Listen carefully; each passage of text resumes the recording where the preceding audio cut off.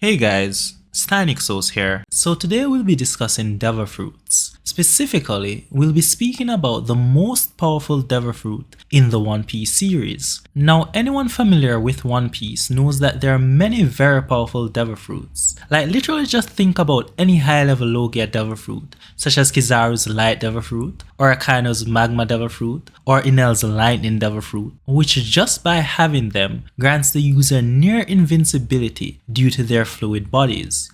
Or even outside the Logia category, we have absolutely broken mythical zones like Marco's Phoenix Devil Fruit, which allows him to heal from basically any wound. And then of course, in the Paramecia category, you have devil fruits like Whitebeard's Quake Fruit, a devil fruit with so much raw power that Sengoku says it is able to destroy the world. So given this abundance of powerful devil fruits, I'm sure that everyone has their own opinion on which one they think is the most powerful, and as such these discussions can get pretty heated with no clear resolution. However, I think the answer is pretty straightforward, and if you give me a little while, I'll explain why I say so. So in my opinion, the most powerful devil fruit in the One Piece world is Kuma's devil fruit, the Papa fruit. Now at this point, I know that a lot of you are more than likely pretty surprised, and you're probably thinking, Stein, what the hell are you talking about? You didn't even choose a Logia or a clearly broken Paramecia like Sugar's Hobby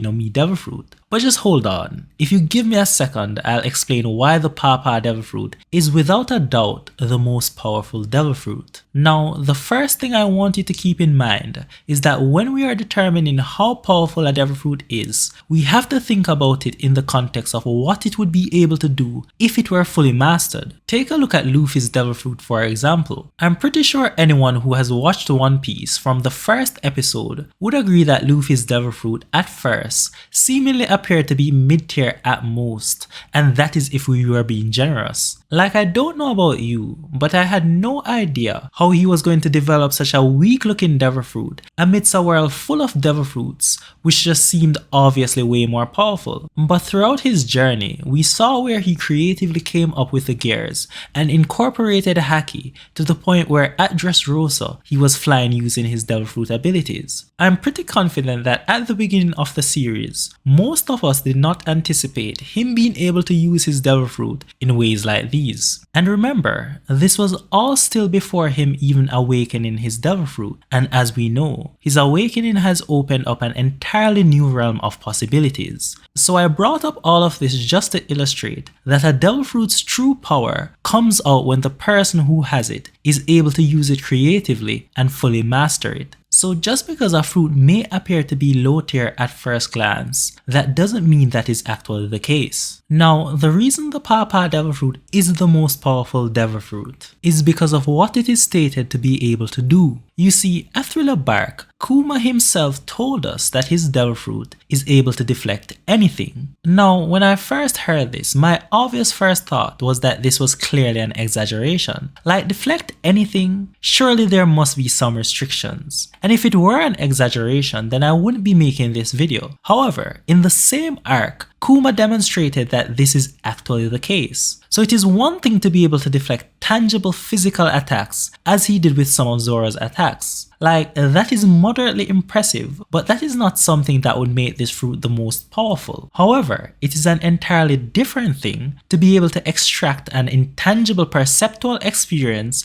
such as pain and fatigue from a person's body, then give it physical form and be able to maneuver it at will. Yet this is exactly what Kuma did when he extracted Luffy's pain and fatigue. Now, understanding what pain and fatigue are give credence to Kuma's claim that he can deflect anything. Now, I have to stress this because I feel like a lack of understanding of these concepts is why many people skipped over this feat. So pain and fatigue are experiences, and an experience is an intangible perception that is entirely person dependent. This means that there is no actual physical pain and fatigue that is within a person's body. Like, on a technical level, they don't even really exist. So think about fictional souls, for example. In most of fiction, souls are portrayed to be an actual thing that actually exists. Like, the soul isn't physically within the body. However, it is usually understood that this actual thing known as the soul actually exists on some metaphysical plane that some somehow connects to the physical body. Pain and fatigue, on the other hand, are not even conceptualized like this. Like, they exist solely within a person's consciousness. And you could say consciousness exists on some metaphysical plane, but the pain and fatigue aren't usually thought to be actual things like a soul that exists within this space. They're more amorphous, being more akin to concepts. And furthermore, they are subjective concepts. Like, there's no objective way to measure or quantify pain or fatigue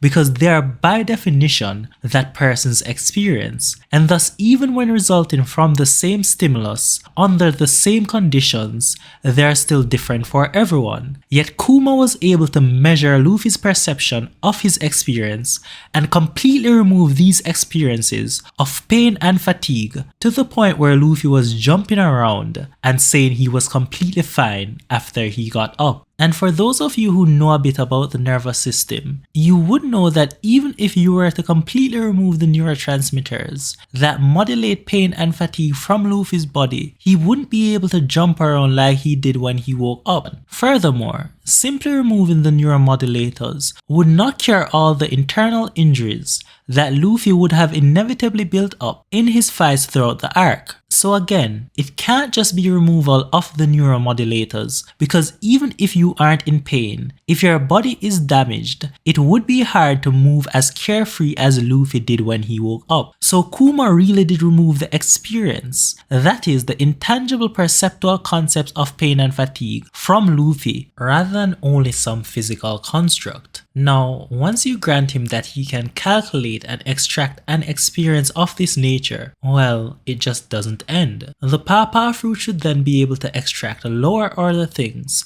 like any physical component of your body, such as your blood volume, your entire nervous system, or all of your organs. It should also be able to extract any same order intangible component, such as other experiences, like emotions such as happiness and sadness, are the exact same type of concepts like pain. They merely are on a different part of the spectrum of your perceptions. So the Pawpaw fruit should be able to remove these things too, and other things within consciousness like memories. Even consciousness itself should also be applicable. And of course, things like the soul and even an opponent's devil fruit are lower order and thus are also fair game for removal. And again, this is just because of the nature of what an experience is. If you grant him that he really did remove pain and fatigue from Luffy, and we all saw where he really did, then why should any of these similar things, especially the lower order ones, be any less likely? The Pawpaw fruit can really deflect anything. So this alone already makes the Pawpaw fruit the most powerful devil fruit in the One Piece world. However, there is still more. So the Pawpaw fruit is only expressed on Kuma's palms, which may seem a bit limited. But of course, for any high-level character, especially a high-level haki user, this fact is of little significance. However, even this does not have to be the case. Because remember,